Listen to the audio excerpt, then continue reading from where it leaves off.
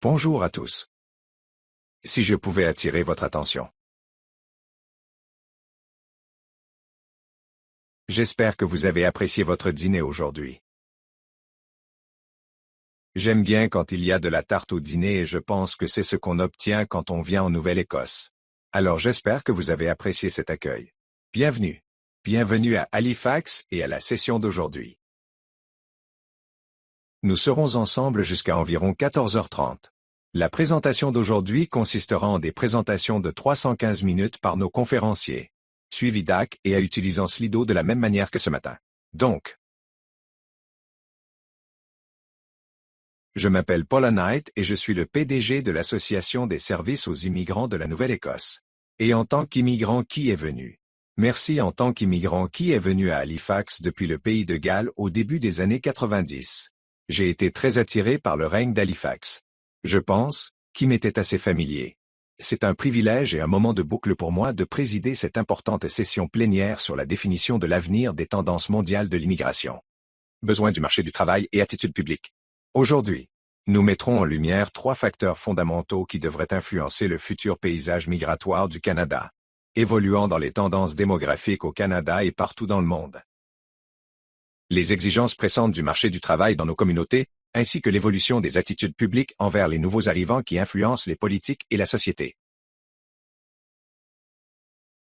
Nos conférenciers distingués apportent une perspective tournée vers l'avenir, réfléchissant à la façon dont ces forces pourraient évoluer au cours des 10 à 15 prochaines années et aux implications que ces changements pourraient avoir pour la migration vers le Canada.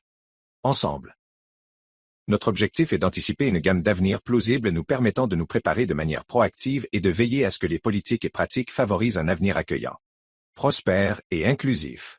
Pour tous, c'est un plaisir pour moi de vous présenter brièvement nos 3 conférenciers experts dont le bios complet est disponible sur la plateforme de la conférence.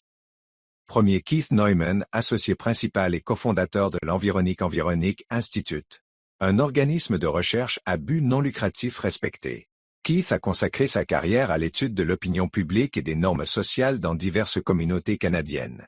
Détenant un doctorat en écologie sociale, il offre des perspectives inviolables sur les attitudes des Canadiens envers l'immigration. Ensuite, Michel Bossano, professeur adjoint dans démographie et sciences de la population à l'Université de Montréal. Les recherches de McCall portent sur le vieillissement des populations et la diversité linguistique, avec un accent particulier sur l'utilisation de la planification de scénarios pour informer les tendances migratoires. Il démontrera comment la prévoyance basée sur les données peut affiner les projections de progression migratoire du Canada. Samira, Madame directrice générale pour le Canada et directrice générale adjointe chez World Education Service, avec plus de 2 décennies d'expérience gouvernementale et un fort engagement envers l'inclusion. Samira a mené des initiatives qui brisent les barrières pour les professionnels formés à l'international et les nouveaux venus. Son leadership continue de faire avancer une société canadienne plus équitable. Comme mentionné après les présentations, nous ouvrirons la séance de questions-réponses en utilisant Slido pour partager des questions qui comptent pour nous tous. Sur ce, commençons et joignons-vous à moi pour accueillir Keith Neumann au pupitre. Merci, Paula.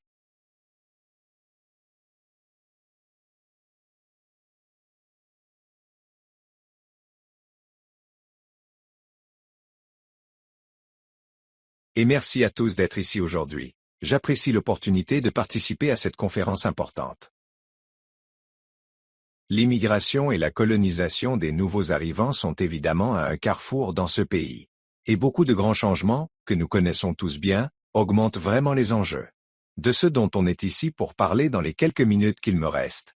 Je dispose.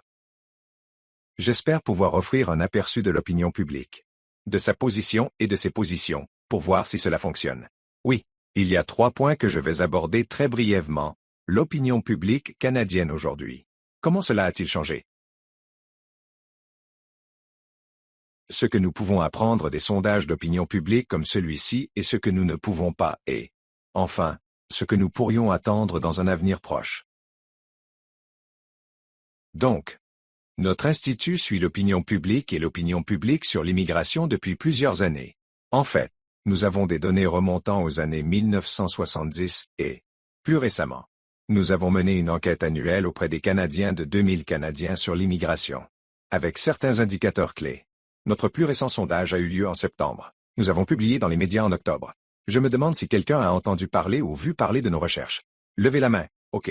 Vous en avez quelques-uns. OK. La recherche est publique. Les rapports sur notre site web. Donc je vais juste vous donner quelques points saillants. Mais les détails peuvent être trouvés ailleurs.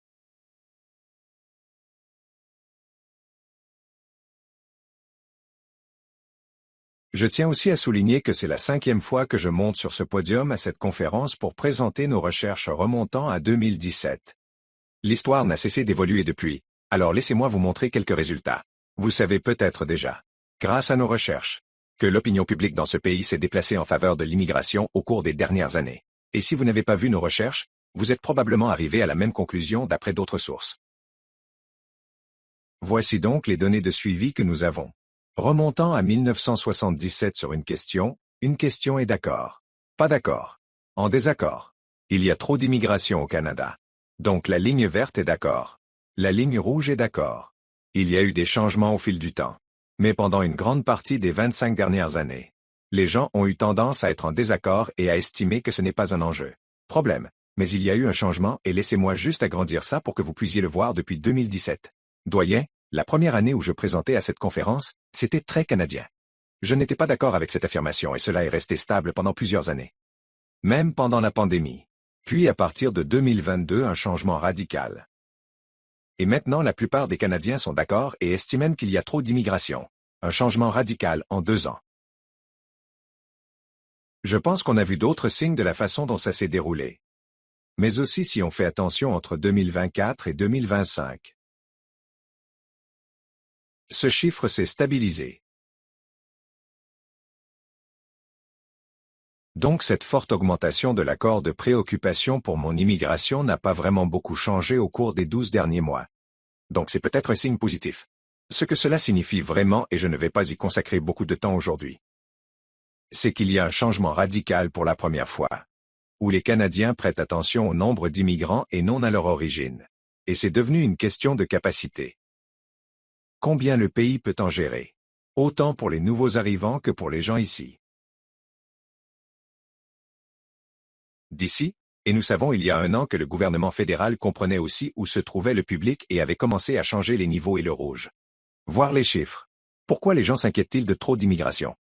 Cette diapositive est peut-être trop petite pour que vous la voyiez tous. Mais nous avons posé une question de suivi. Pourquoi y a-t-il trop d'immigration? Et c'était une question ouverte. Ce qui signifiait que nous ne leur donnions pas de réponse facile que les gens devaient nous donner. Puis on avait des thèmes et je ne vais pas y consacrer beaucoup de temps. Sauf pour dire que ce qui devient de plus en plus le centre d'attention des personnes qui ont des préoccupations. C'est la gestion gouvernementale du système, ou son absence de gestion. C'est le principal moteur du sentiment des gens. Peut-être qu'il y a trop de gens. Contrairement à une menace pour la culture. Plutôt que pour le logement. Par opposition aux menaces à la sécurité ou à la santé publique, et ce genre de choses. Il y a donc eu quelques changements. Quand on regarde les résultats d'une telle question à travers le pays. On ne voit pas beaucoup de différences selon la région. L'âge, l'éducation, même selon la génération. Au Canada, on ne voit pas vraiment de grandes différences d'opinion. Ce qu'on voit, c'est une division politique croissante. Du moins au niveau fédéral. On pourrait voir que si on commence en 2001, il y avait très peu de différence entre les partisans des principaux partis sur les questions d'immigration. Aujourd'hui, il y a un énorme fossé avec ceux qui soutiennent le Parti conservateur fédéral. Beaucoup plus probablement qu'il y ait 2 fois plus de chances que des gens qui soutiennent les libéraux ou le NPD disent qu'il y a trop d'immigration. Et on voit comment cet écart s'élargit avec le temps.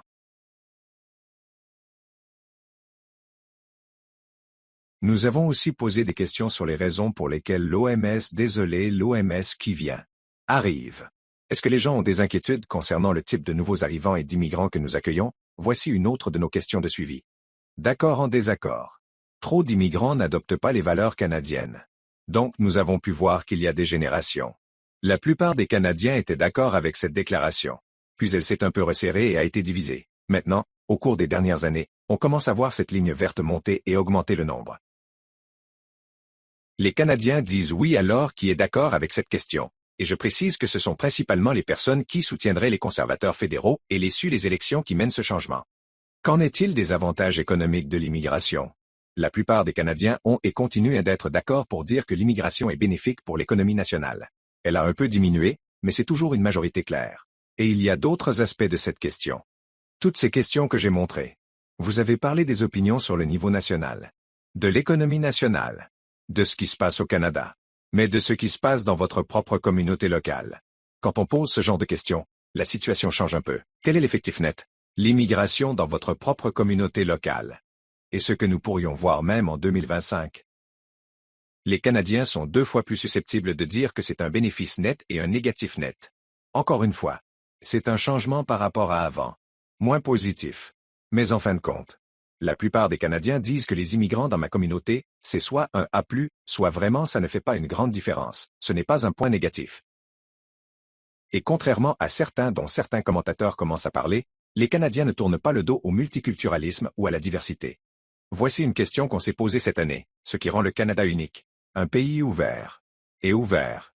Donc les gens ont dû nous donner ce qu'ils avaient en tête. Et le thème numéro 1 reste le multiculturalisme, tolérance à la diversité. Nous acceptons les réfugiés. On accepte les gens qui viennent ici. N'est pas la seule réponse. Mais c'est la réponse principale. Plus que la terre, les ressources, les soins de santé, le hockey, etc. J'en ai quelques-uns. Merci. Oui. Et juste un peu plus de données. D'une autre étude sur les relations raciales de l'an dernier, où nous avons demandé aux Canadiens à quel point les gens de différentes races s'entendent dans ce pays. Généralement bien ou confirment depuis plusieurs années. La plupart des Canadiens estiment que nous nous entendons généralement de différents endroits. Et ce qui est vraiment important, c'est quand on considère ces résultats selon l'origine raciale ou ethnique des gens. C'est la même image. Ce n'est pas seulement la majorité blanche qui dit cela, mais les gens qui sont noirs, chinoises ou autochtones. Tout le monde est généralement d'accord pour dire que c'est le cas où la majorité d'entre eux le font. Et cela suggère qu'il n'y a pas de grande division collective dans ce pays selon la race, l'ethnie ou même la génération. Alors, ok, je vais devoir aller vite. Ce n'est pas une mauvaise image du point de vue de l'opinion publique. Donc on peut dire qu'il y a un peu d'espoir ici. Mais la question que je dois poser, et que vous pourriez vouloir poser, est-ce que cela reflète avec précision ce qui se passe dans nos communautés aujourd'hui? Dans quelle mesure cela reflète-t-il ce qui se passe dans certaines communautés? Dans le contexte d'incidents haineux, de manifestations et d'autres signes de manque de respect, de racisme et de préjugés, peut-être que nos recherches ne couvrent pas toute la situation, et en fait, ce n'est pas le cas. Donc, ce que j'aimerais simplement poursuivre et passer rapidement en revue, ce sont quelques nuances à la recherche que je viens de présenter. Et premièrement, que ces enquêtes nationales sont très efficaces pour recueillir des opinions à 30 000 pieds au niveau national ou régional. Mais chaque communauté, comme nous le savons tous, a ses propres caractéristiques et circonstances distinctives.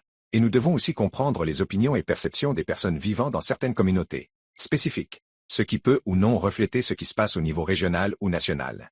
Et je pense que Vicky Essay et ses collègues méritent d'être soulignés ici pour les sondages locaux qu'ils ont faits il y a quelques années, où ils ont réellement pris en main ce qui se passait dans environ 20 communautés à travers le pays.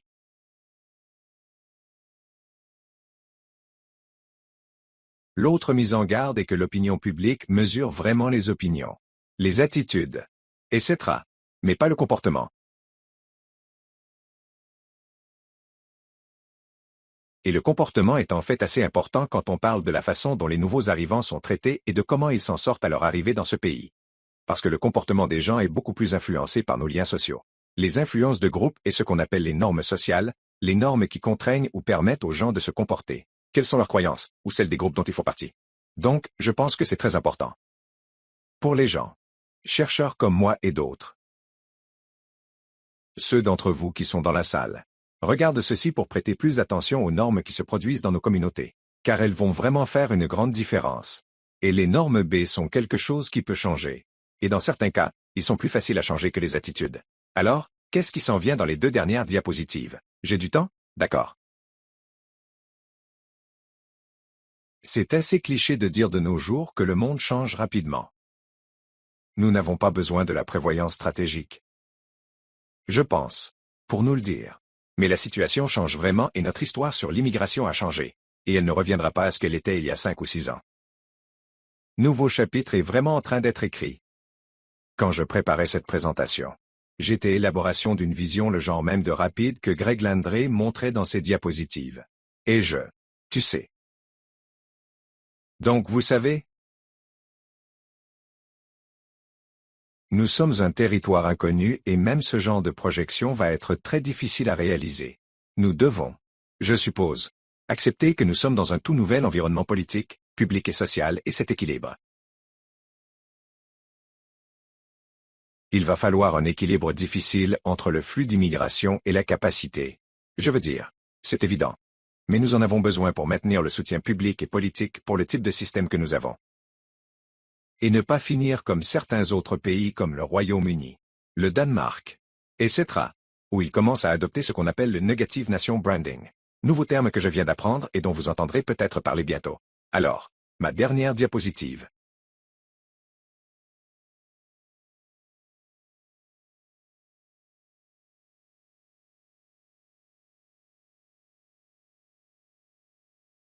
Peut-être était-il irréaliste pour nous de maintenir notre histoire exceptionnelle et notre succès sur l'immigration que le reste du monde nous a vus, et probablement encore. Mais nous sommes encore exceptionnels à certains égards. En ce qui concerne notre géographie, d'histoire, de culture, d'institutions, nous ne ressemblons pas à la plupart des autres pays avec lesquels nous pouvions habituellement nous associer en matière d'immigration. Nous avons évité certains des pires développements à ce jour. Nous ne sommes pas divisés par la race et la religion. Ne voyons pas de manifestations de masse dans certains de ces autres pays. C'est un bon rappel de le faire. Dis nous-mêmes.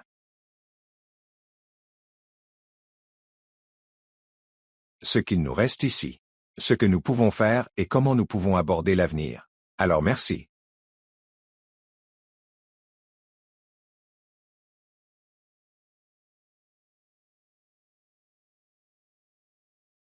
Merci beaucoup pour ce rappel, Keith.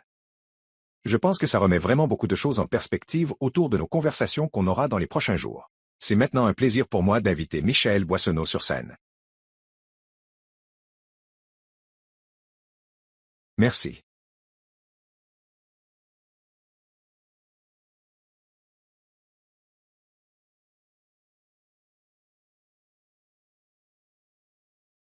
D'accord. Alors oui, merci de m'avoir invité ici. C'est ma première fois. Et je suis vraiment impressionné par la taille de la conférence. Et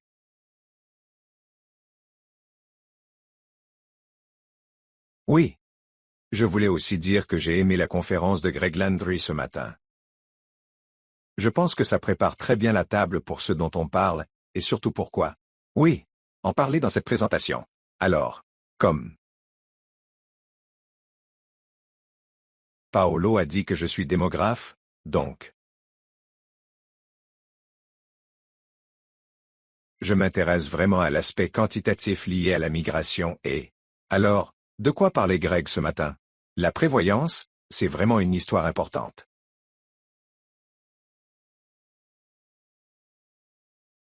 Mais ce qui m'intéressait il y a quelques années, c'était de voir comment ces histoires peuvent être utilisées pour déduire des chiffres, à propos des tendances migratoires à venir.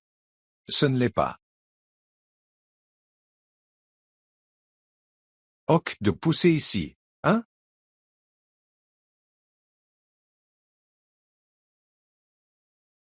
Je ne poussais pas assez fort. Donc comme contexte pour ma présentation.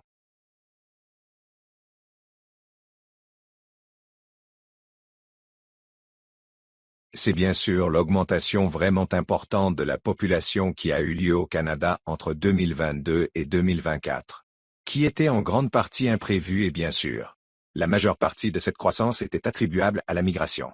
Je vais en parler dans un instant, mais... Donc, si on regarde les projections démographiques faites avant la forte augmentation, nous pouvons examiner la projection de Statistique Canada. Et je ne veux pas critiquer Statistique Canada, mais je pense on a dit le.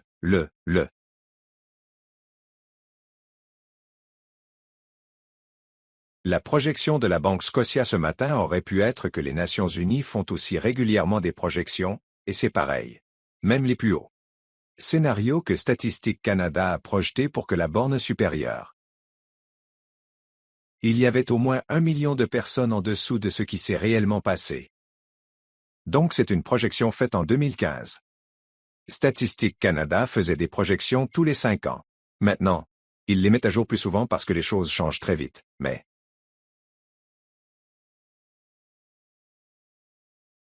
si l'on regarde ce qui a été projeté en 2015 à partir des chiffres de 2012, c'était le cas. Évidemment, complètement sous-estimé. Et l'un d'eux.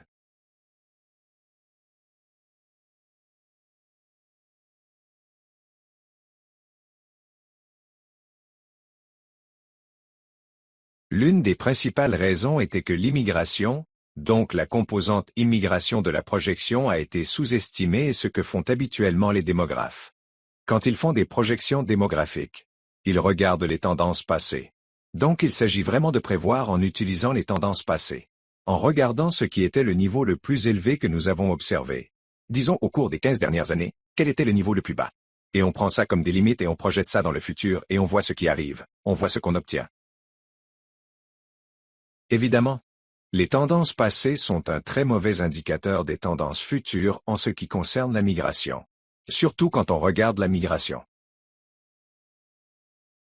Et l'augmentation entre 2022 et 2024 n'a pas été beaucoup sous-estimée.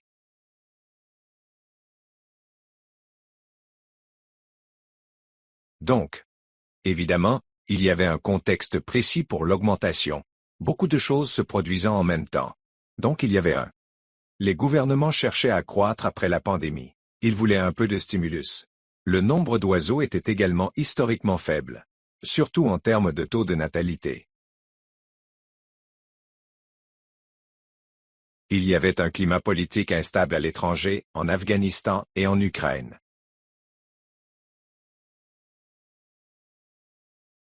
Toute l'histoire tourne aussi autour de Roxane RD, où beaucoup de réfugiés sont arrivés, et, ensemble, je veux dire, le contexte général est aussi celui du gouvernement favorisant le plus élevé niveau d'immigration. Contexte très précis, mais cela aurait-il pu être prédit?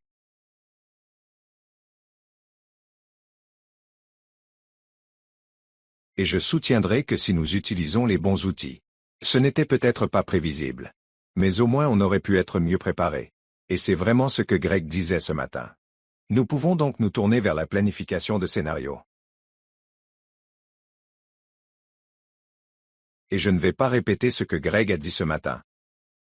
Mais c'est une approche qui existe depuis longtemps, surtout en affaires.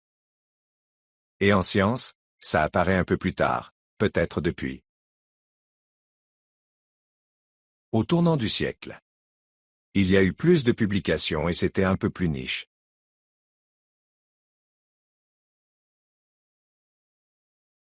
Au début. Mais graduellement elle est devenue plus populaire dans différents cercles, y compris chez certains démographes plus récemment, donc à partir de 2010.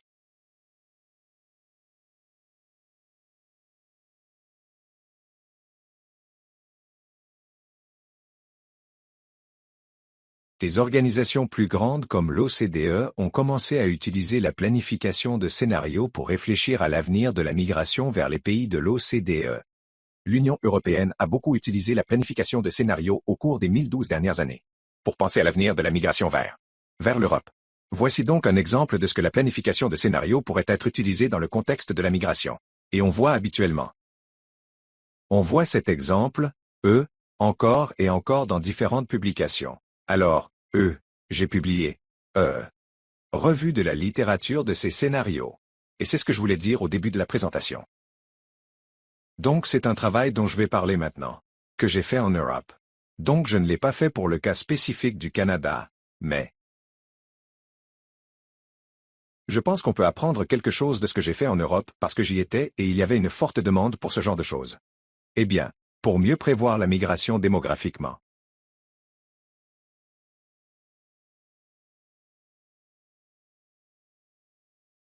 Et donc, je travaillais dans un projet financé par Horizon 2020.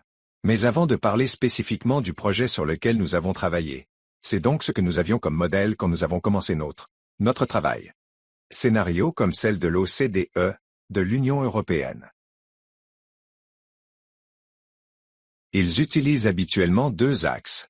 Ils ont examiné comment les choses pouvaient changer, les conducteurs SO2 ont changé et Ils prédisent 2 directions de changement selon ces 2 moteurs. C'est un cas un peu particulier avec 3 pilotes en fait, mais l'idée est la même. Donc, vous avez ces 2 pilotes, vous les combinez et vous avez généralement 4 scénarios. Et ensuite, les scénarios seront des récits. Il y aura des histoires sur ce à quoi pourrait ressembler la migration dans 10 à 15 ans dans un endroit précis.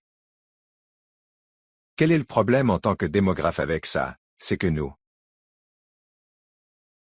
les histoires ne suffisent pas. Alors on veut mettre des chiffres sur ces histoires. Nous voulons savoir combien de personnes migreront. Donc, il y a eu une première tentative dont je suis au courant, publiée en 2020. Et ce que ces auteurs ont fait, c'est j'ai rassemblé plein d'experts. Ils ont eu des discussions sur l'avenir de la migration pour l'Europe. C'était le cas de l'Europe dans ce cas-ci. Ils ont proposé 4 scénarios. Encore une fois. Les scénarios dépendaient surtout de l'économie. De savoir si les pays allaient diverger ou converger sur le plan économique. S'il y aurait une coopération plus ou moins internationale entre les pays. Et puis ils ont eu ces 4 scénarios. Une fois ces scénarios établis, ils ont demandé aux experts de leur donner des chiffres. Ici. Vous pouvez le voir dans le cas du scénario 4. Avec le multilatéralisme et la divergence économique entre les pays d'envoi et de réception. L'immigration augmenterait de 44% en 2030 comparativement à la moyenne de 2008 et 2017. Donc, c'est juste une demande. Je pense que c'était peut-être 20 experts pour mettre un chiffre. Et voici la moyenne que vous voyez ici. Pour donner un chiffre à chaque scénario. Alors on s'est dit que c'était ça. C'est prometteur, mais il nous manquait quelques trucs donc.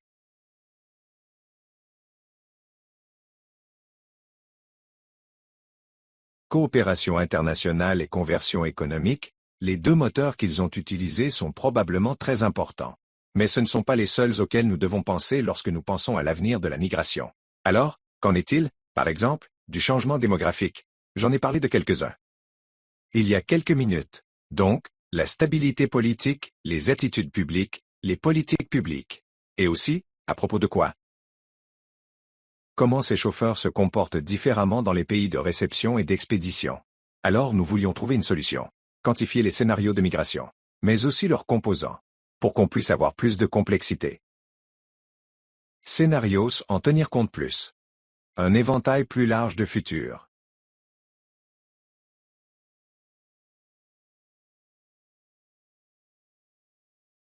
Donc, ce que nous avons fait pour en tenir compte, c'est que nous avions l'idée d'utiliser des vignettes. Alors, en fait, si je peux revenir, je vais d'abord te montrer ça. C'est ce que je veux dire par même pas encore. Donc nous avons fait la même chose que les auteurs précédents. Nous avons donc préparé un sondage en ligne à remplir par des experts en migration dans différentes régions du monde. Et nous leur avons présenté des vignettes.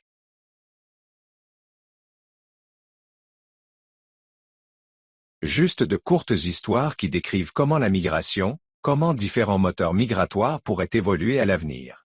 Chaque conducteur pouvait aller dans un sens ou dans l'autre, donc. Il pouvait changer dans 2 directions. Et il y avait 7 de ces pilotes. 3 d'entre eux dans les pays d'accueil, 3 dans les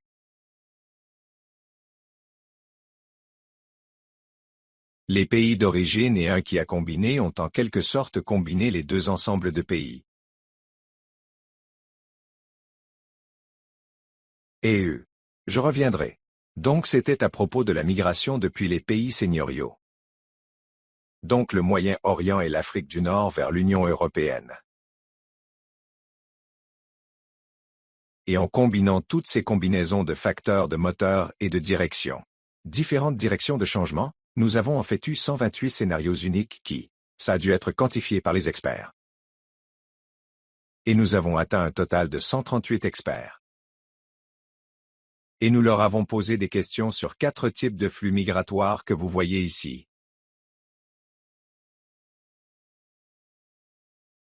Et je vais simplement présenter les résultats pour un des types de migration des flux de migration, afin que cette migration économique.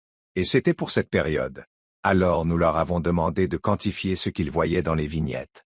en 2030 comparé à 2019, donc avant la pandémie.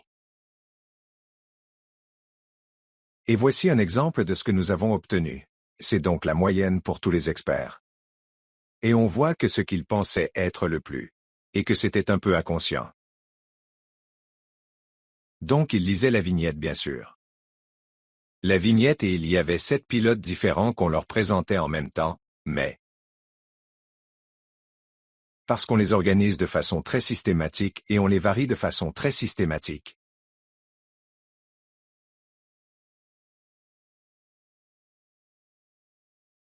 Nous avons pu déterminer exactement à quel point la différence dans l'évaluation des experts était attribuable à chacun d'eux. Ainsi, la plus grande différence était attribuable à la divergence des niveaux d'emploi entre les pays d'envoi et de réception. Et puis, on l'a fait. La restrictivité des politiques a aussi joué un grand rôle dans les attitudes envers la migration, donc. Et bien sûr, nous l'avons fait. Différents niveaux pour chacun des pilotes que nous avons utilisés. Mais on peut quand même les combiner pour avoir des scénarios vraiment complets. Et dans l'étui. Est-ce qu'il me reste encore 1 minute? Oui, je prendrai 1 minute. Alors.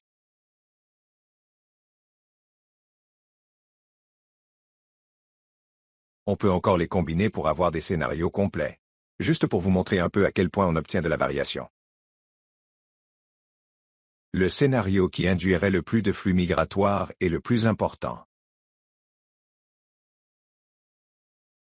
Et on voit qu'il y a plus qu'un double des niveaux en 10 ans.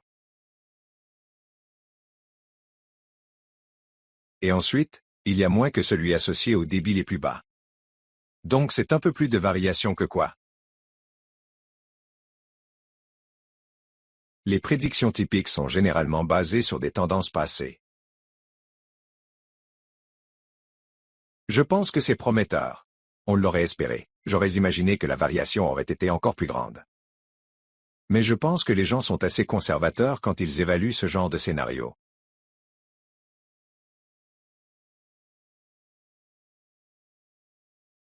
Mais pour le Canada, je crois que si les démographes veulent continuer à faire des projections de migration ou simplement des projections démographiques, ils doivent considérer un éventail plus large de possibilités pour l'avenir. Et cela commence peut-être par l'utilisation de scénarios ou de la planification de scénarios. Merci. McCann. En fait, ça s'intègre très bien avec ce qu'on a vu ce matin aussi. Donc un thème émergent ici. J'aimerais donc maintenant inviter Shamir Madami sur scène.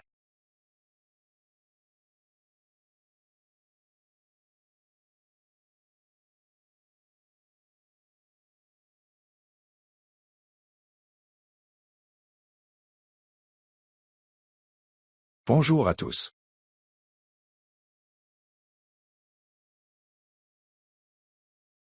Donc, je ne suis pas démographe. Je ne suis pas économiste. Je suis juste moi en ce qui concerne la présentation que je vais faire cet après-midi. Je vais commencer par dire que je travaille dans ce secteur depuis plus de 30 ans. Je connais plusieurs d'entre vous dans la salle qui ont vécu avec moi, et j'ai été au gouvernement et à l'extérieur. Et oui, j'aimerais dire que j'ai commencé quand j'avais 4 ans.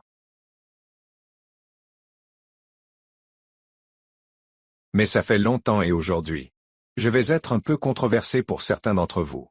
Pendant des années, j'ai été assis dans des salles comme celle-ci où nous parlons de nos programmes, de nos besoins en financement et de la complexité des personnes que nous servons. Et un thème remonte au sommet à chaque fois. On parle toujours de demander plus de financement. Et pendant que je me préparais, ces remarques sur le prisme de l'investissement dans l'avenir commun du Canada, j'ai réalisé quelque chose. Et j'y pense depuis un moment. Mais j'ai réalisé que quelque chose, en commençant par le financement et surtout en ayant été dans le gouvernement à l'intérieur du gouvernement, n'est pas la bonne conversation si on veut avoir un engagement significatif avec le gouvernement. Donc, le contexte a fondamentalement changé et, vous savez, ce n'est ni temporaire ni politique, c'est structurel. Et les priorités gouvernementales évoluent à cause de cela. Alors vous avez entendu. Vous savez, matin. Vous savez, que les conférenciers de ce matin en ont parlé. Vous avez entendu mes collègues en parler.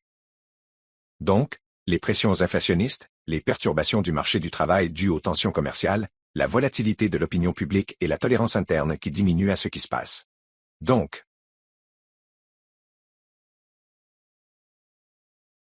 le secteur des colonisations fait face à des coupes de financement de 20 à 40%.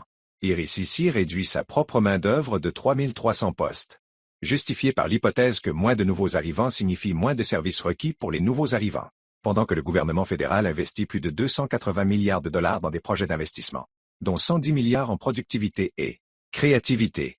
Il y a de l'argent dans le système. Mais pas pour tout, et la concurrence pour les dollars restants n'a jamais été aussi féroce. À travers le pays, les organisations réduisent le personnel qui ferme les programmes et refusent les nouveaux arrivants, qui sont désespérés de survivre. Et vos préoccupations pour vos programmes, vos équipes, votre capacité à servir les gens. Ce sont des craintes réelles et légitimes.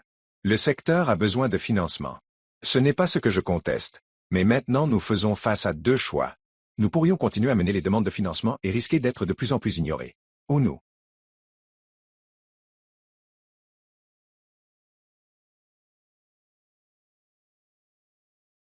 présentez-vous toujours et alignez-vous sur les conversations que le gouvernement a sur la façon dont l'avenir de l'immigration va fonctionner et l'avenir de notre pays. Donc, là où je suis en tant que directeur général de World Education Service, nous sommes à une intersection unique entre le développement de la main-d'œuvre en éducation, le plaidoyer des politiques et la recherche. Nous travaillons avec tous les secteurs, tous les niveaux de gouvernement et où nous voyons où le système fonctionne. Et là où il casse souvent. Très gravement. En tant qu'entreprise sociale, on peut aborder le gouvernement avec une preuve neutre. Concentrer les preuves.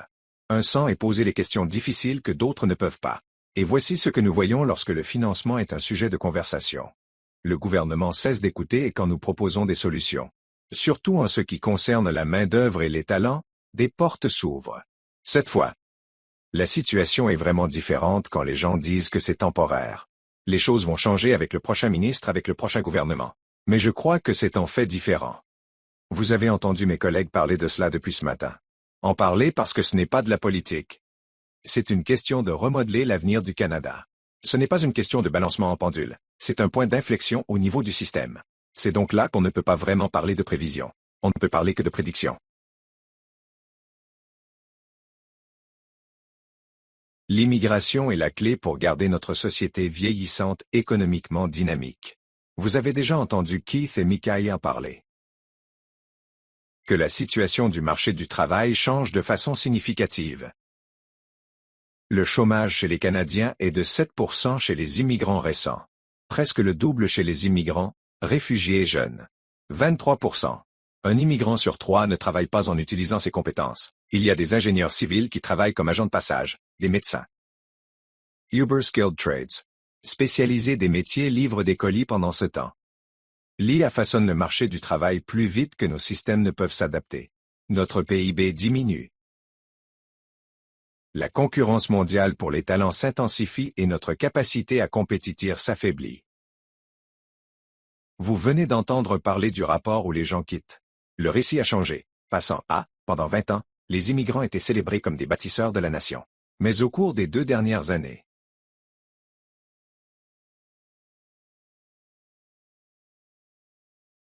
cet optimisme s'est estompé. Heath a simplement parlé du fait que 56% des Canadiens croient maintenant qu'il y a trop d'immigration. Et non pas parce que les immigrants sont un problème. Ce n'est pas le cas. Mais parce que beaucoup de Canadiens aujourd'hui se sentent économiquement vulnérables et qu'un faux récit a circulé selon lequel les immigrants sont des preneurs. Qui manque, c'est une vérité fondamentale. Les nouveaux venus sont essentiels à l'avenir économique du Canada. Pas optionnels. Pas complémentaires. Mais essentiels. Et le gouvernement ne dit pas que l'immigration, le système d'immigration, est en faillite. Mais il y a une reconnaissance claire que les approches doivent changer le rapport pour répondre à un environnement difficile. Un environnement que nous savons que le gouvernement lui-même a contribué à créer. Donc, aujourd'hui et donc, le secteur de la colonisation aidera-t-il à diriger le renouvellement ou absorbera-t-il simplement les conséquences du changement? Et il y a des histoires de vraies personnes la semaine dernière. Dans mon Uber, j'ai rencontré un certain Mohamed, un ingénieur chimiste d'Iran. Il a conçu des systèmes d'eau ruraux. Expérience brillante, engagement envers le service public. En une journée, Il nettoie des bureaux le jour et conduit Uber la nuit. Et non pas parce qu'il n'est pas qualifié ni parce que ses compétences ne sont pas nécessaires. Mais parce que nos systèmes créent des barrières au lieu de les éliminer. Et quand je lui ai demandé comment il se sentait, dit-il, je suis reconnaissant d'être ici. Mais je ne suis pas venu au Canada pour disparaître et tu as entendu Tamara en parler ce matin.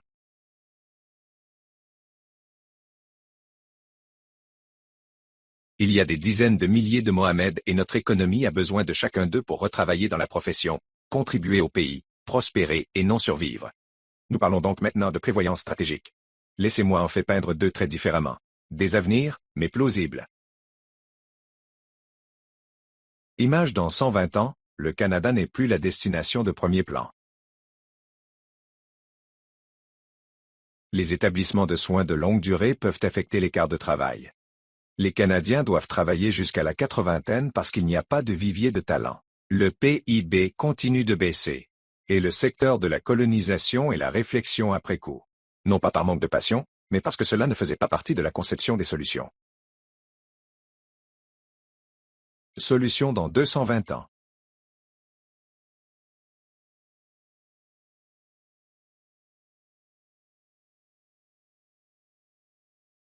L'avenir où nous serons des leaders, le Canada deviendra la destination mondiale de choix parce que nous avons résolu l'intégration économique. Une infirmière des Philippines obtient son permis en 6 mois.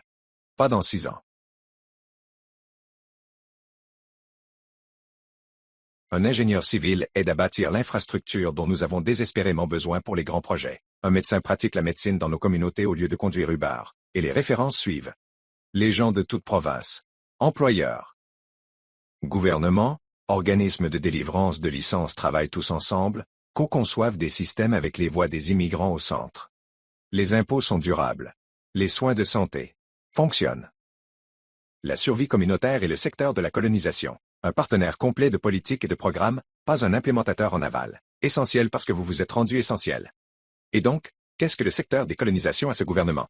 Et a besoin du travail que tu fais. Soit l'infrastructure économique. Je vais juste répéter que le travail que vous faites est l'infrastructure économique. Pas la programmation sociale. Ne pas réparer les gens. Votre super pouvoir. C'est l'expérience vécue. Gouvernement consulte des sondages de 2 pages conçus par des gens qui ne travaillent pas avec les immigrants et incluent rarement les immigrants eux-mêmes. Mais tu sais ce qui se passe sur le terrain et tu sais quoi? Réel. Et tu sais ce qui est politique? Le théâtre. Et vous savez comment collaborer de façon que le gouvernement ne peut tout simplement pas. Le gouvernement a autrefois proposé des solutions interdépartementales en ce moment lors de la récente table ronde ministérielle. Tous les secteurs concernés par la technologie, la construction, l'aérospatiale, l'IA, demandaient une chose, une meilleure coordination entre les départements. Parce que l'immigration touche le travail. Le travail touche la santé. La santé touche l'éducation. L'éducation touche la croissance économique. Le secteur de la colonisation peut être la voie qui insiste sur cette coordination en montrant comment le travail de colonisation est directement lié à la productivité, à la compétitivité et à la prospérité nationale. De mon point de vue, il y a 3 façons d'engager le gouvernement différemment.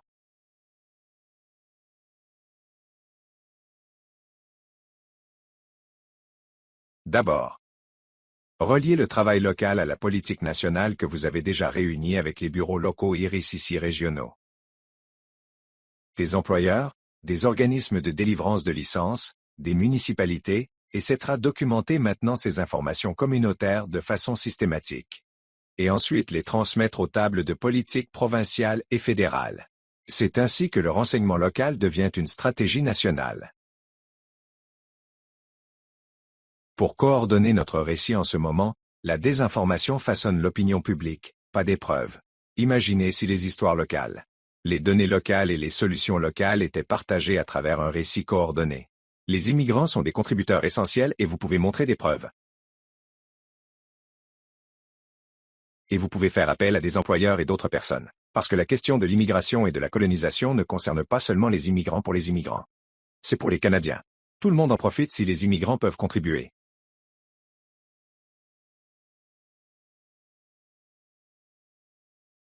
Les changements narratifs se produisent lorsque plusieurs voix parlent à l'unisson et de façon cohérente. Et que les troisièmes deviennent partenaires de solutions dès le premier jour. Disons au gouvernement qu'il faut être dans la pièce dès le début, pas après que les décisions soient prises. Et lorsque vous rencontrez essentiellement le gouvernement, assurez-vous d'avoir des immigrants avec vous, pas des résumés d'enquête. Mais les personnes qui ont été touchées par la politique descendante doivent répondre à une expérience vécue ascendante. Ça va échouer. Tu te souviens de l'année dernière? Lors de cette séance, Iris ici a promis une table ronde basée sur l'expérience vécue. Il y a 2 ans. À ce public même, vous souvenez-vous de cette promesse?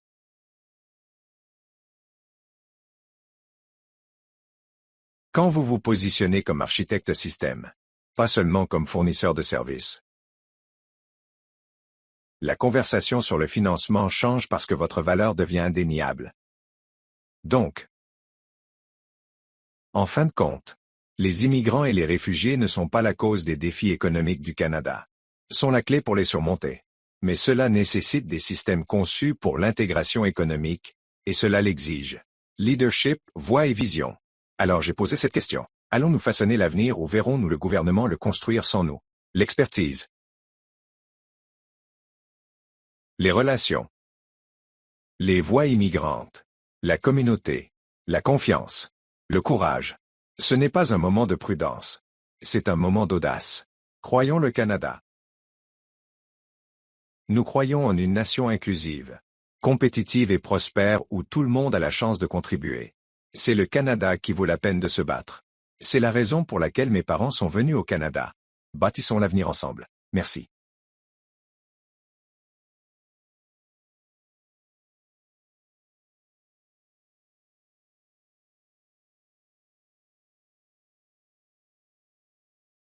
Wow! Eh bien, merci beaucoup. C'était une belle façon de conclure ces présentations.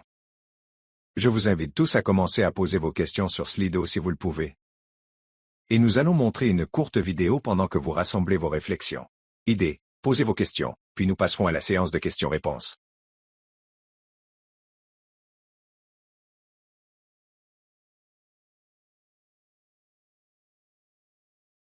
Il y a tellement de potentiel, tellement de compétences et de connaissances que les immigrants apportent, et ce qui nous en empêche.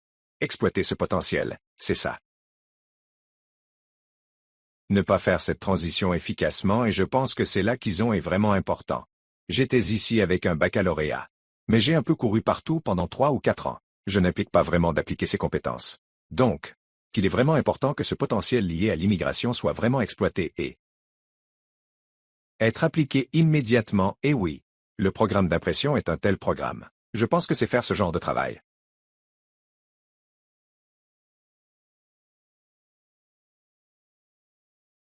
Merci. Nous allons donc commencer par les questions.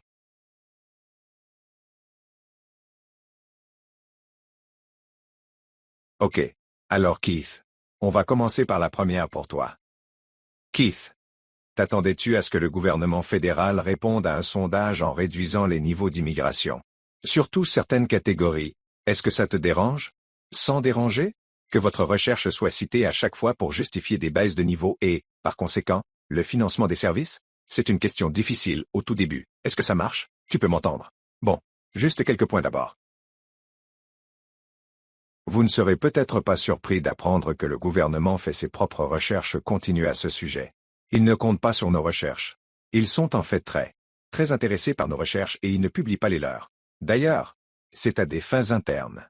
Mais chaque fois qu'on fait un sondage, ils veulent savoir si on trouve et si notre recherche est similaire à la leur, et c'est généralement le cas. Donc nos recherches ne sont pas vraiment les pousser le gouvernement. Je pense que c'est simplement quantifier et mettre en perspective. Je pense que ce que le gouvernement relève aussi d'autres sources. Non seulement la recherche, mais aussi la politique. Les médias, etc. Donc, notre impact n'est pas vraiment si dramatique en ce sens.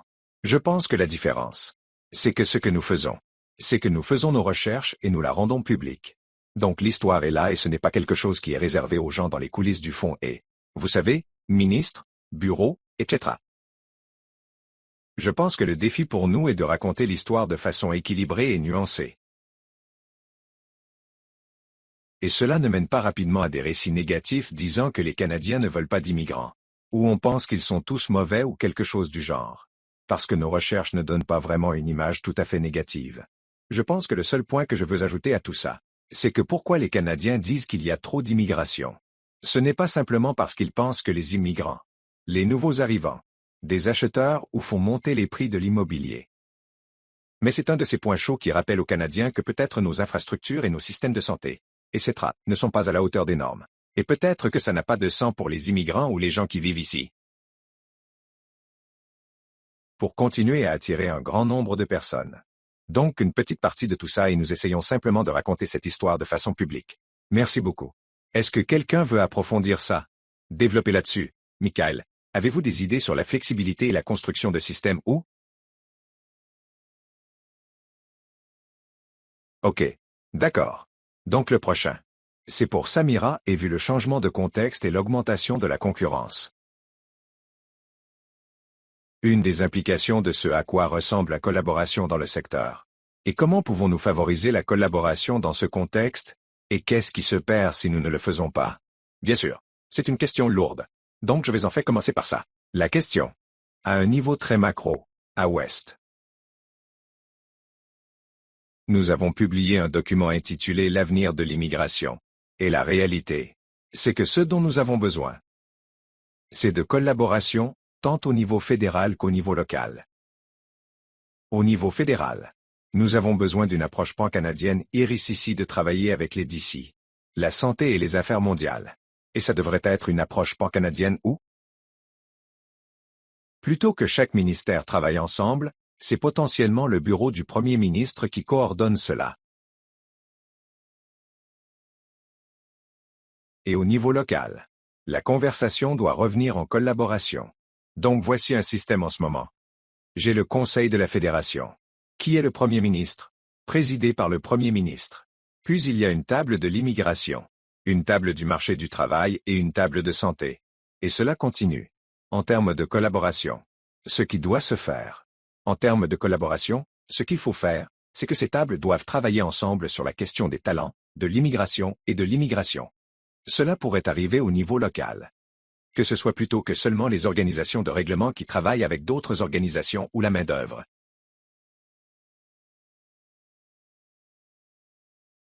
Vous pourriez essentiellement développer des pôles dans vos régions et rassembler employeurs et différents groupes parce qu'ils ont besoin de talents. Et vous savez d'où viennent les talents. Donc vous pourriez créer des pôles dans les différentes communautés.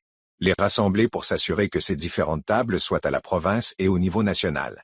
Savoir ce qui se passe, nous regardons quelques idées, mais c'est essentiellement le design auquel nous pensons. Merci Keith. Vous et moi avons eu une brève conversation à propos de cette prochaine question ce matin. Et c'est à propos de la marque Negative Nation. Et de son impact. C'était la première fois que j'entendais ça aussi. Jusqu'à ce qu'on discute. Alors j'aimerais en savoir plus sur ce oui, le branding Negative Nation. Branding. Je crois être tombé sur ce terme ces 2 derniers jours dans le Guardian. Dans le contexte d'un article sur les nouvelles politiques britanniques concernant les réfugiés, ce qui. Certains d'entre vous savent peut-être qu'ils commencent à imposer des restrictions sérieuses aux réfugiés. C'est le gouvernement travailliste qui essaie de se maintenir à flot politiquement et, en gros, ils envoient un message fort en disant que pour les réfugiés potentiels, ce n'est peut-être pas le bon endroit où venir. Je ne sais pas qui a inventé le terme.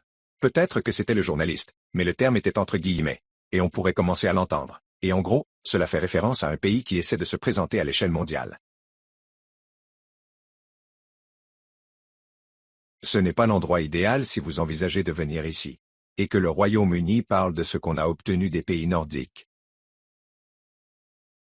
Donc tu sais que c'est leur idée. Donc je pense que c'est un endroit où des pays pourraient finir. Je pense que clairement le Canada n'est pas là. Mais je pense que c'est un drapeau, un signal d'alerte. Selon ce que nous, le pays, fait, intentionnellement ou non, nous avons la réputation de ne pas être un bon endroit pour que les réfugiés viennent. Nous risquons vraiment de perdre. Dans la façon dont Samira parlait en ce qui concerne le scénario ou la photo que nous aurons. Merci. Et je vais en fait passer à une question un peu plus loin pour Michael. Peut-être que si vous pouviez avoir l'occasion d'y répondre.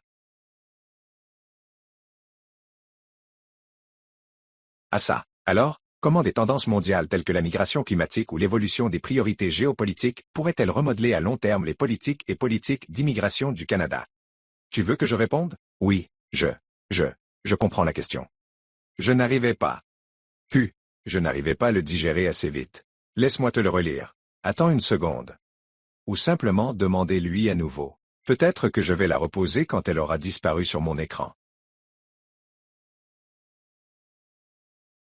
Eh bien. Comment des tendances mondiales comme la migration climatique ou l'évolution des priorités géopolitiques pourraient-elles remodeler à long terme les politiques d'immigration du Canada? Oui. Je ne sais pas si je peux parler de la politique d'immigration du Canada. Mais il y a beaucoup de choses très incertaines qui peuvent arriver, et puis le changement climatique est le cas. C'est une question très importante et je pense. Oui. On ne peut pas l'exclure quand on pense à l'avenir de la migration. Surtout à l'intérieur. Terme quantitatif. C'est donc un des facteurs qui a été absent. Pour la plupart.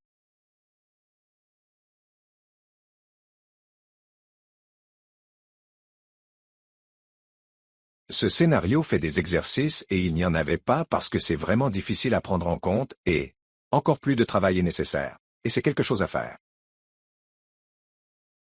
Des organismes comme Statistique Canada pourraient potentiellement faire plus de recherches à ce sujet. Merci à tous. Bon, revenons en haut de la liste. Y a-t-il un moyen d'unir toutes les provinces ayant les mêmes exigences de qualification? Pour permettre aux médecins, enseignants, infirmières de continuer à faire le même travail qu'à la maison. Alors peut-être Samira, je pourrais t'adresser ça. Oui, ce que je vais faire, c'est répondre aux deux questions. Y a-t-il un moyen d'unir toutes les provinces et des projets de construction nationale?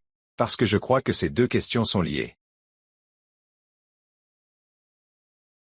Donc, d'abord, en termes de profil démographique et Keith en parlant, c'est que pour l'instant.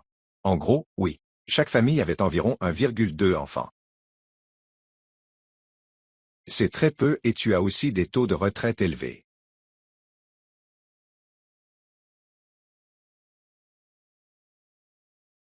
J'ai mentionné que la pénurie de talents est critique en ce moment et que les talents devront venir de ceux qui sont déjà formés au Canada, qui seront formés au Canada, et de l'immigration.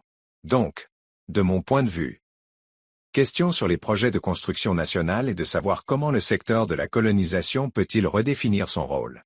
C'est une question de talent, si ce pays l'est. Essayez de rester économiquement viable.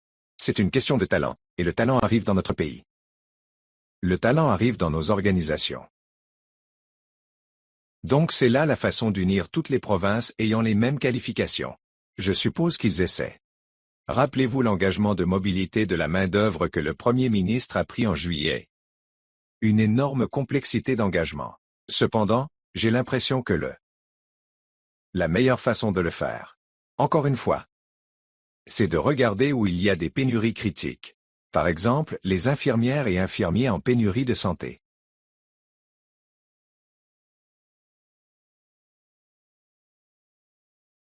Les infirmières. Y a-t-il un moyen pour que tous les organismes de réglementation des provinces travaillent sur la question des infirmières, afin qu'il existe un cadre national pour évaluer les qualifications des infirmières?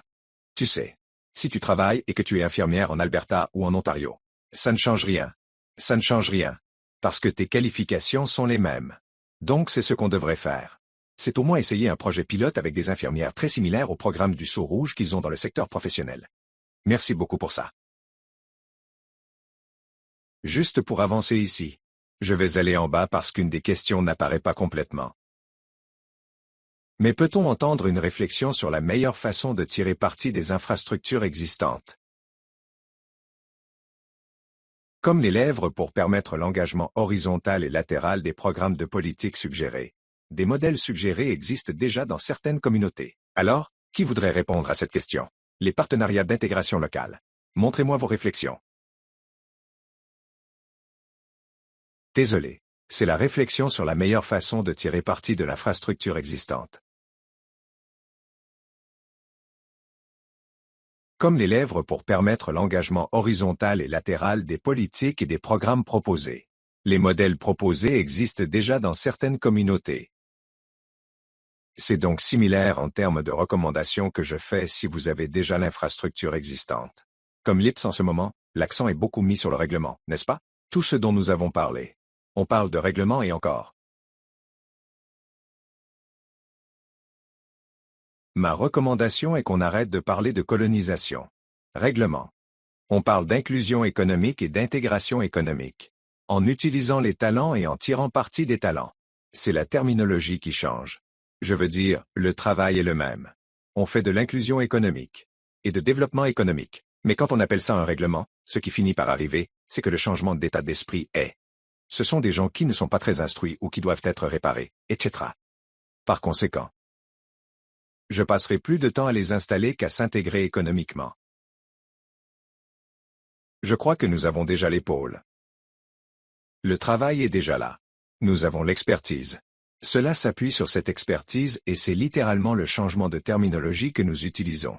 Il y a une question qui, je pense, s'appuie sur ce que vous venez de dire et la question de savoir si vous croyez que c'est l'entreprise sociale et le paiement au service est quelque chose que nous devrions considérer en tant qu'agence de règlement, comme secteur de règlement. Je pense que cette conversation doit avoir lieu si vous avez des coupures de financement de 20 à 40% à cause de ce qui se passe dans le pays. Alors c'est une conversation qui doit avoir lieu. Et la raison pour laquelle je dis cela, c'est que si vous regardez les immigrants qui sont venus dans notre pays au cours des 2 à 4 dernières années, très qualifiés, principalement formés à l'échelle mondiale et ils paient des milliers de dollars à des agents et d'autres pour pouvoir venir au Canada. Donc c'est une conversation qui doit avoir lieu. C'est un débat politique sur la question de savoir si les gens seraient prêts à payer pour offrir des services de qualité. Donc cela devient une discussion avec le gouvernement en investissant des financements. Personne paie des frais pour la valeur fournie et pour les efforts de collecte de fonds. Je pense qu'on doit le faire. Parlant. Super. Alors je vais te remercier pour ça. On va diriger celle-ci vers Keith. Alors comment le secteur de la colonisation peut-il tenter d'influencer l'opinion publique en faveur des immigrants, particulièrement des réfugiés, c'est-à-dire où pouvons-nous avoir un levier stratégique ou comment pouvons-nous avoir de l'influence? Eh bien, on pourrait vouloir. Si tu fais un test. Oui. D'accord. Je suis content que quelqu'un ait posé cette question. Merci. Parce que c'est un peu la question à laquelle je pensais. Je ne fais pas partie du secteur de la colonisation. Je suis un peu à l'écart en regardant de l'intérieur. Mais je pense qu'en reprenant la présentation de Samira, pense qu'il y a une opportunité ici pour le secteur des colonisations dans son ensemble. Collectivement, jusqu'à quel point les ressources peuvent être combinées et concentrées. Que le secteur des colonies soit un catalyseur ou un initiateur pour construire le genre de récit dont parle Shamir. Parce que qui d'autre va faire ça qui a intérêt à ça? Qu'intéresser à cela? Qui pourrait ne pas être mis de côté par un autre agenda politique ou un autre cadre qui ne soutient pas vraiment ce que je pense important? Je pense qu'en tant que secteur, collectivement, vous êtes positionné pour assumer cela parce que vous comprenez l'expérience vécue, locale, mais vous avez une portée assez large à travers le pays pour qu'il y en ait peut-être une ressource collective pour rendre cela possible. Et je pense que l'autre aspect, c'est que je pense que le public le fera. Pour la plupart. Les Canadiens sont là. Il y a la base que cela résonnerait si les Canadiens comprenaient mieux l'intégration économique. Modèle dont parle Shamir. Contrairement à la balle de colonisation ou autre, la plupart des Canadiens ne font pas attention. Ils ne comprennent pas. Ils savent ce qui se passe dans leur communauté. Mais ils ne sont pas tout à fait sûrs de ce qui se passe à l'échelle nationale. Donc je pense qu'il y a l'occasion de jouer un rôle catalyseur dans la construction de ce récit et la recherche d'une façon de prendre l'initiative. De trouver des partenaires où c'est approprié et de le faire d'une manière sans être entravé comme les gouvernements pourraient être ou d'autres pourraient le faire. Va prendre ce projet en charge? Voilà donc. Mon encouragement s'appuie sur Samira, tes bons mots. Ok. Merci beaucoup. Je sais que la reconnaissance des accréditations est une priorité pour nous tous dans le secteur. Et il y a eu des changements qu'on a vus partout au pays. Observés à travers le pays. Alors comment pouvons-nous travailler sur la reconnaissance des accréditations en tant que secteur et en tant qu'organisation individuelle? Je ne sais pas si qui voudrait prendre ce Shamir. Shamir, c'est pour toi? Quel est votre poste dans World Education Service? Alors. En ce qui concerne l'évaluation des accréditations, la reconnaissance des accréditations est 2 enjeux différents. Donc en ce qui me concerne. Et nous avons 4 autres évaluateurs d'accréditation dans le pays. Nous avons résolu le problème de l'évaluation des accréditations à des fins académiques. La question est la reconnaissance des qualifications en ce qui concerne les compétences ou aptitudes. Et donc ce que vous aurez pour les employeurs et les LEAC.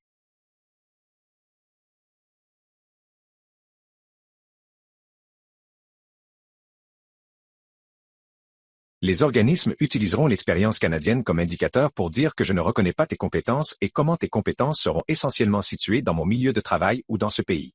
Je pense que la conversation à avoir est, sommes-nous capables de bâtir essentiellement un cadre de compétences?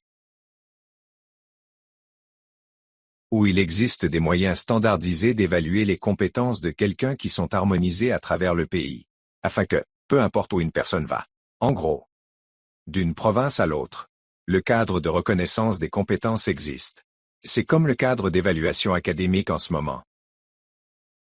Si vous recevez un rapport d'évaluation de World Education Service ou un des services de la Colombie-Britannique, Alberta, vous le reconnaissez et vous avancez. Nous avons besoin d'un cadre de reconnaissance des compétences à l'échelle nationale. Possède les outils que les employeurs et d'autres reconnaîtront et j'espère que nous pourrons en bâtir. Dit comme ça. Merci beaucoup pour ça. Excellente réponse. Alors changeons un peu, tu sais. Le logement est au cœur de tous dans toutes les régions du pays et l'accessibilité au logement est donc essentielle pour la réussite des immigrants. Y a-t-il des discussions publiques sur le logement dans le cadre des discussions sur les talents? Y a-t-il du travail dans ce domaine? Peut-être que je pourrais. Pointe ça à Shamir aussi parce que je pense que tu sais que c'est évidemment beaucoup qui t'arrive. Je m'excuse, on va en trouver un pour Michael que je vais relire dans un instant. Alors, bien sûr, tu connais le logement. En gros, c'est une conversation qui a lieu pour et par tous les Canadiens. L'accessibilité au logement, etc. Du point de vue des talents.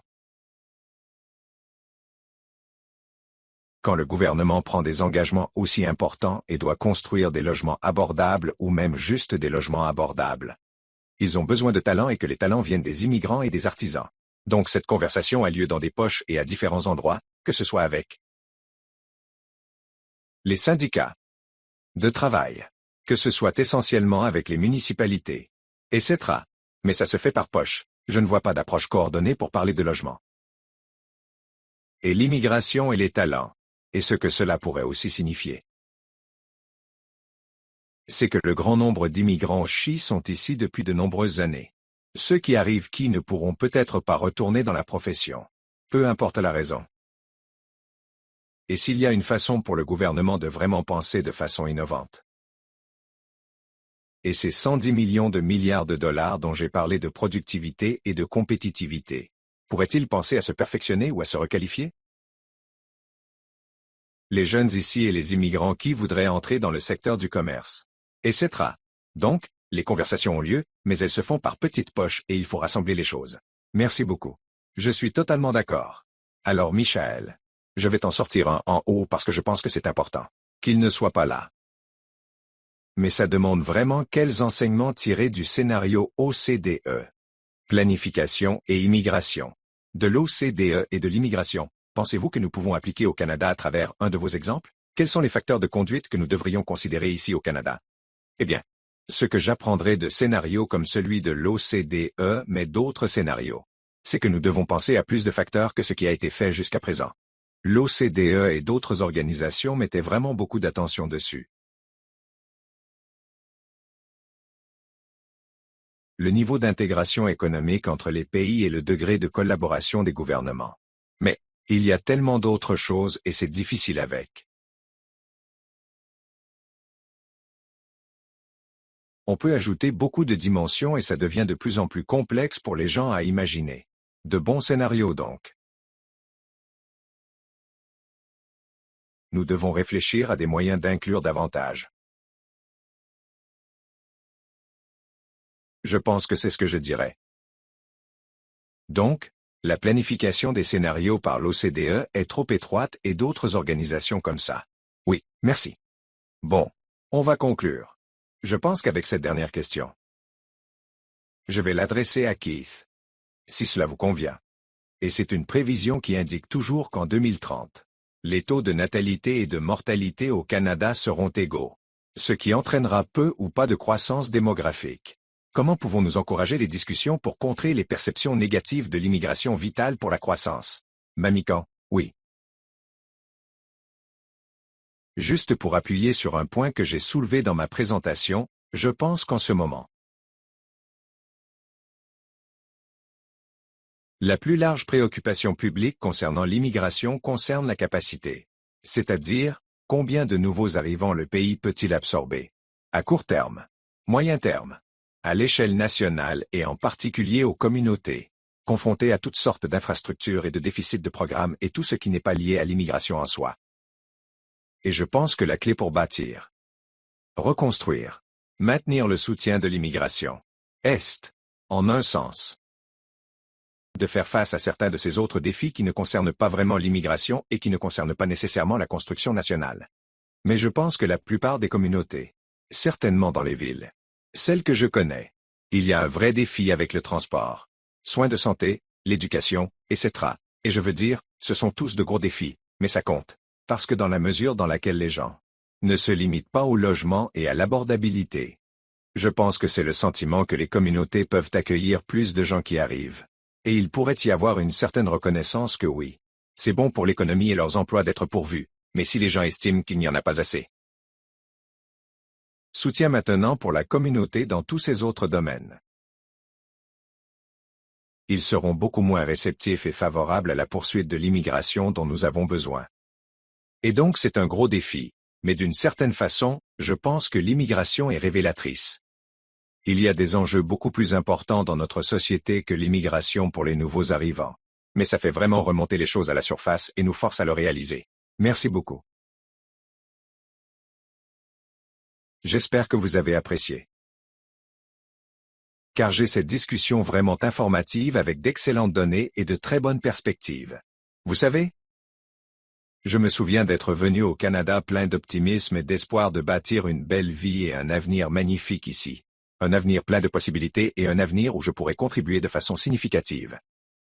Et je sens que oui. Je sais que chacun de nous ici croit en la vision et la promesse que cela soit possible pour tous les immigrants et réfugiés, et je pense que nous l'avons entendu.